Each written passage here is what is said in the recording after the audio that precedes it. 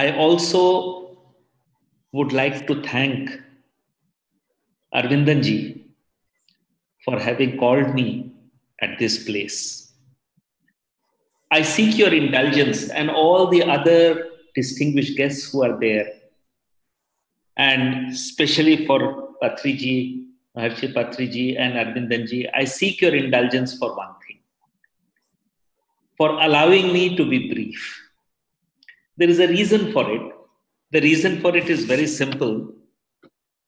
I'm really not used to the digital platform.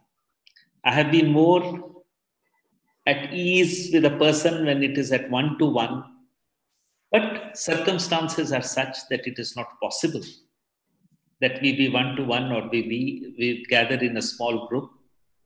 So, under the constraints, given the circumstances, I will definitely say a few words, but I'll seek your indulgence to allow me to be brief. We live in a very strange world today, in very strange times. And the recent events have more than ever emphasized that fact. There is, ever since the coming of the industrial age, ever since the coming of the fact that man became more and more dependent upon industry, dependent upon production, somehow an impression has been created as if man himself is some sort of a machine. That attitude of dealing everything as if it were a center of production is also influencing the way we look at ourselves, the way we look at others, the way we look at our friends, the way we look at our associates, as if the whole thing is nothing else but man is nothing else but another machine which is just indulging himself into the activity of production, into the activity of manufacturing, into an activity of doing something. This leads to a strange alienation of a person with himself. We have seen this happening very often. I mean, many of us would have seen that wonderful film, The Modern Times by Charlie Chaplin, in which a person has been given the task of just tightening quarter of a screw. And finally, he is so conditioned. Finally, he sees himself nothing else but doing this, and anywhere where he sees something round, he has to go and give it half a twist. But that is not something which is merely imaginary. There's a reality behind it. The reality behind it is this, that we are so drawn outward now, that we are so caught in our routine of things, in the rush that completely sweeps us off our feet so that we cannot stand back and stare, that it leads to a deep sense of distress, a deep sense of dissatisfaction, a deep sense of alienation even from oneself. One is no more relating even to oneself, forget about relating to others. And that's a very distressing as well as a very negative state. And there are times when we need to reboot ourselves, as if to start afresh, to start with a sense of newness. I'm reminded of that beautiful line of the poet who says, the still point of who used the phrase, the still point of the turning world. The world may rotate, but there are 2 points that will still remain still, because that is what gives it a stability. Our demand from the daily life is such that unless we can withdraw a little into ourselves, unless we can stand back, unless we can pull ourselves in, it sort of damages the personality. And therefore, very often in recent times, The discipline of meditation has been presented as a means of relaxation. It certainly is. What I want to say, what I would like to present is, it certainly is a means of relaxation and there is no harm about it and we should go about it. But it is something more than mere relaxation. It is a means of self-realization. But we shall come to it gradually. A great person has said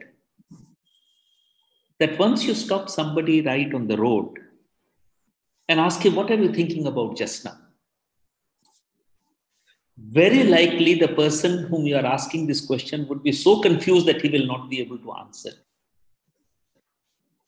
Because our mind has become so full of churning. All sorts of thoughts pass by. All sorts of, it's like a bazaar in which there is a chaos, in which all sorts of emotions, all sorts of thoughts, unconnected, discordant ideas just clash with each other upon that field.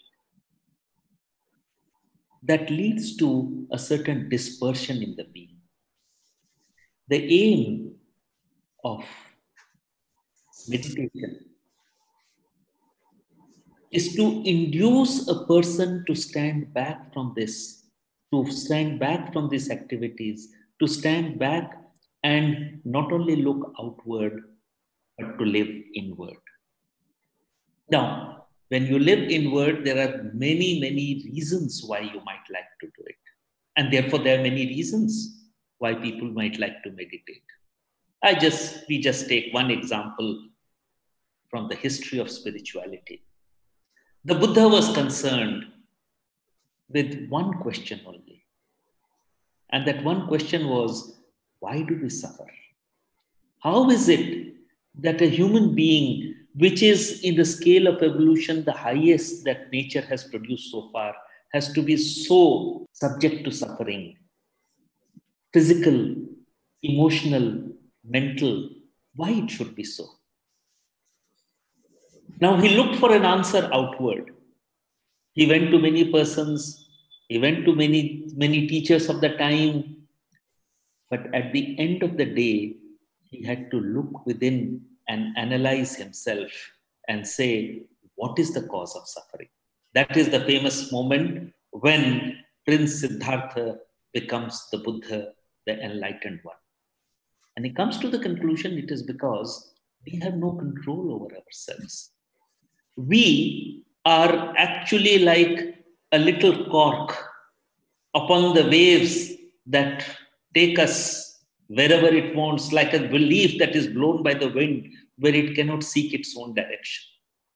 The purpose of the liberation from suffering comes when we realize our true nature. And what is our true nature? Well, there are ways and ways, and there are views and views. That's a different matter. We will not enter into that discussion now. For the Buddha, it was that everything is merely momentary. Everything is just a passing thing where it's a flux, an eternal flux that governs the universe. Sarvam kshanikam. Everything is momentary. And the moment you realize this, he says, how can there be suffering when you don't realize that you have any substantial thing which you can call the self? You feel a certain sense of the eternal flow of thing in which things move. There is a deep sense of impersonality into which your personality disappears. There is a beautiful line in one of the poems where precisely this ideal has been put forth to the practitioner, where he says that if you make that effort of meditation, you will disappear, to fade like a receding point in space. That is a place in which you don't feel your smallness anymore. You feel a certain sense of all existence is yourself. Well, this has been one idea. There have been other ideas. The most famous one has been by Maharishi Patanjali. Now, Maharishi Patanjali himself never claimed that he has invented a new thing. He systematized it in the ideas that were existing at that time. The systematization was that he gives a methodology, he gives a system He gives a technique by which you can go. So he would say that the first condition would be yama. There is no point in meditating if your mind is constantly troubled by desires. There has to be a certain kind of self-restraint upon oneself. The purification of the self takes place when there is a self-restraint. With that self-restraint comes a sense of lightness. With the self-restraint comes a sense of power with which you can deal with the various aspects of it. Then he has all the systems, niyama, etc. And comes to pranayama. We would have all noticed that the moment we are agitated, our breathing becomes troubled. Our breathing becomes quick. Our breathing becomes irregular. We can have a reverse conditioning.